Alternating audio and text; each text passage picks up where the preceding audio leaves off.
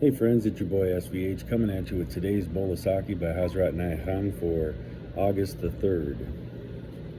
Think before envying the position of your fellow man, with what difficulty he has arrived at it. This is a great one because a lot of times we envy other people, but we don't really know what struggles they went through to get where they are.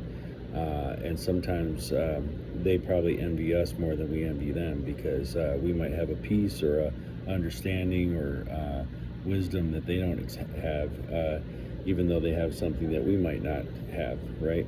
So this is a really interesting concept.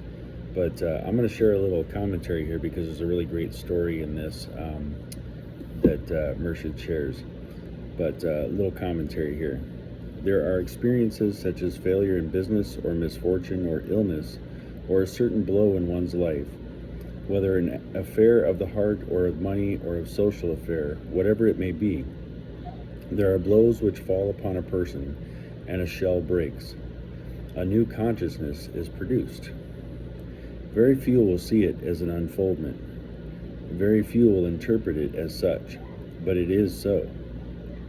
Have you not seen among your acquaintances how a person with a disagreeable nature, a most uninteresting man, or to whom you were never attracted, perhaps after a blow, a deep sorrow, after some experience, awakened to a new consciousness and suddenly attracted you, because he had gone through this process?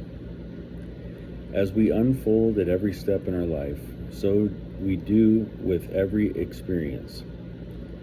The deeper the experience touches us, the greater the unfoldment.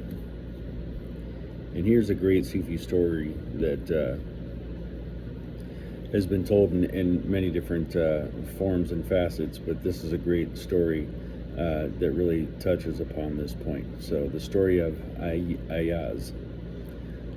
There's a story of a slave called Ayaz, who was brought before the king with 9 others, and the king had to select one to be his personal attendant. The wise king gave into the hands of each of the 10 a wine glass and commanded him to throw it down. Each one obeyed the command. Then the king asked each one of them, "Why did you do such a thing?" The first 9 answered, "Because your majesty gave me the order." The plain truth cut and dried. And then came the 10th slave, Ayaz. He said, "Pardon, sire, I am sorry," for he realized that the king already knew it was his command. By replying, "Because you told me," nothing new was said to the king. This beauty of expression enchanted the king so much that he selected him to be his attendant. It was not long before Ayaz won the trust and confidence of the king, who gave him the charge of his treasury, the treasury in which precious jewels were kept. This made many jealous, this sudden rise from a slave to a treasurer of the king, a position which many envied. No sooner did people know that Ayaz had become a favorite of the king that they began to tell numerous stories about him in order to bring him into disfavor with the king. One of the stories was that Ayaz went every day into the room where the jewels were locked in the safe, and that he was stealing them every day, little by little. The king answered, "No, I cannot believe such a thing. You have to show me." So they brought the king to Ayaz as Ayaz entered this room, and made him stand in a place where there was a hole looking into the room. And the king saw what was going on there. Ayaz entered the room and opened the door to the safe. And what did he take out of it? His old ragged clothes, which he had worn as a slave. He kissed them and pressed them to his eyes, and put them on the table. There incense was burning, and this that he was doing was something sacred to him. He then put on these clothes and looked at himself in the mirror and said, as one might be saying a prayer, "Listen, O Ayaz, see what you used to be before. It is the king who has made you, who has given you the charge of this treasure. So regard this duty as your most sacred trust, and this honor as your privilege, and as a token of love and kindness of the king.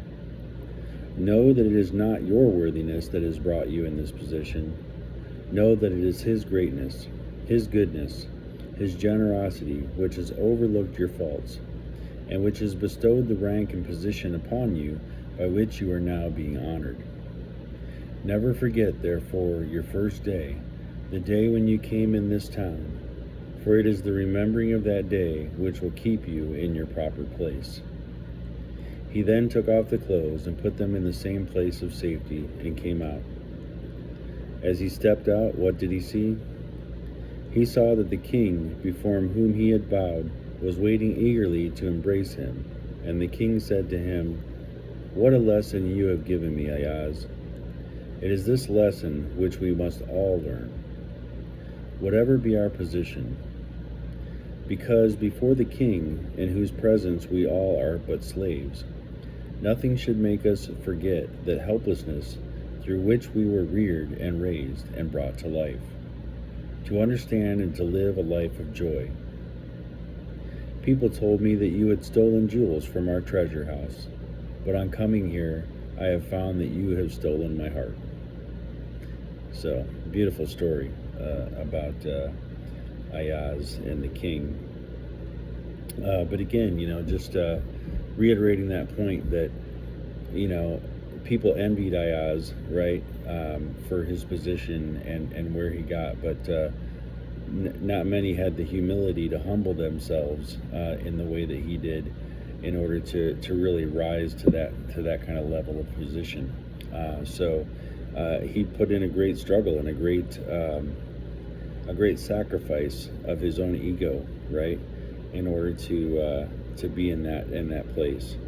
And not many can do that. So I think that's the moral of the story there. But yeah, there's today's bowl of Saki with a great little Sufi tale, and I'll be back again tomorrow with another.